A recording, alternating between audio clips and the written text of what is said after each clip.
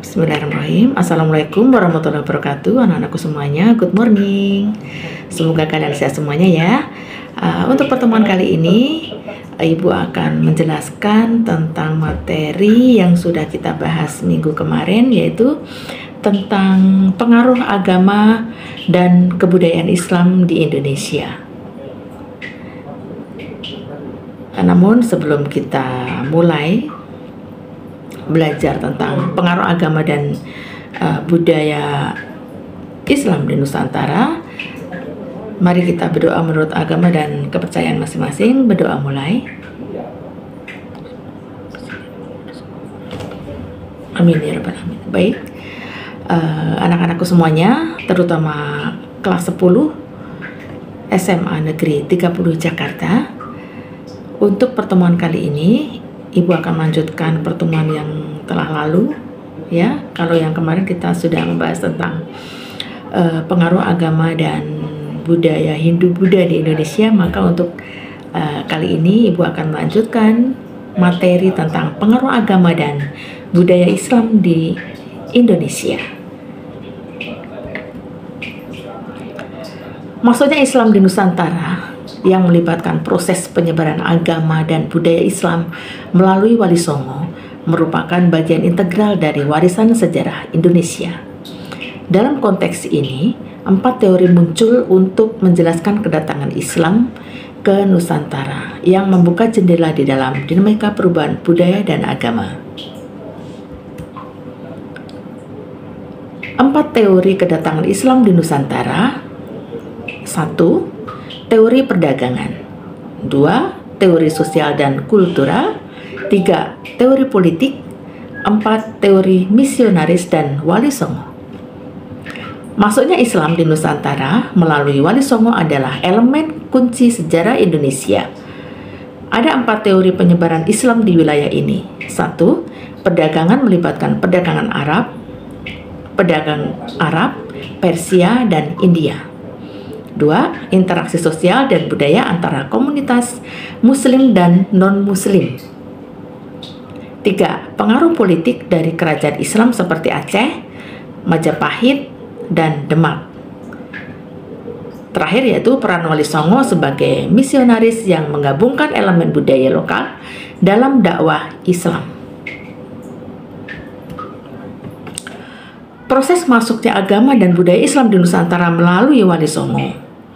Wali Songo adalah sebutan untuk 9 tokoh yang dianggap sebagai penyebar agama Islam di Pulau Jawa.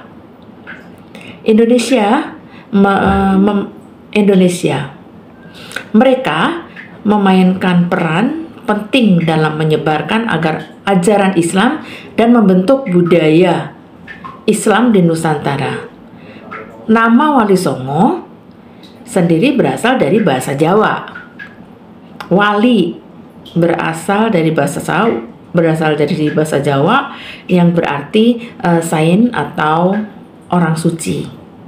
Sedangkan Songo itu berarti 9. Proses masuknya Islam melalui Wali Songo melibatkan pendekatan yang inklusif dan adaptif terhadap budaya setempat, di mana para wali tidak hanya fokus pada penyampaian ajaran Islam, melainkan juga berperan aktif dalam membangun struktur sosial dan pendidikan Islam di Nusantara.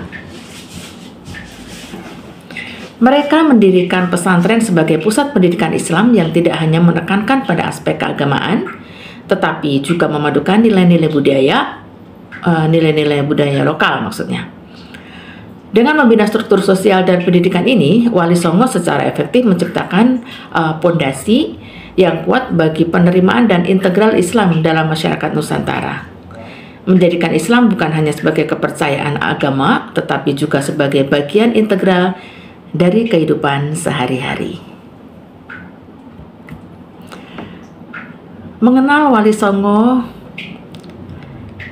yang pertama adalah Sunan Gresik, atau dikenal dengan Sunan Maulana Malik Ibrahim. Yang kedua adalah Sunan Ampel atau Sunan Raden Rahmat. Yang ketiga adalah Sunan Giri Raden Muhammad Ainul Yakin. Yang keempat adalah Sunan Bonang atau Sunan Maulana Magdum. Yang kelima adalah Sunan Derajat atau dikenal dengan Sunan Raden Qasim. Yang keenam adalah Sunan Kudus atau Sunan Ja'far Shodiq. Yang ketujuh adalah Sunan Kalijaga atau Sunan Raden Sahid. Yang kedelapan adalah Sunan Muria yang dikenal dengan Sunan Raden Umar Said.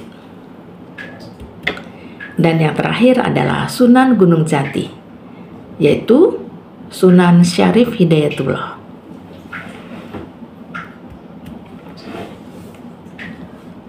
Kesimpulannya, dari proses masuknya agama dan budaya Islam di Nusantara melalui Wali Songo adalah bahwa perjalanan sejarah ini mencerminkan kekayaan interaksi budaya dan keberagaman agama di wilayah kepulauan Indonesia. 9 tokoh Wali Songo memainkan peran kunci dengan berbagai metode dan pendekatan yang melibatkan dakwah, pendidikan, inklusivitas, adaptasi terhadap budaya setempat, kesenian, pembangunan institusi keagamaan, kerjasama dengan penguasa lokal, penyebaran agama tasawuf, dan integrasi di dalam kehidupan sehari-hari. Proses ini tidak hanya sebatas penyebaran agama Islam, tetapi juga melibatkan upaya besar untuk menjembatani perbedaan budaya dan mengintegrasikan ajaran agama dengan nilai-nilai lokal. Melalui kerjasama dan usaha bersama Wali Songo,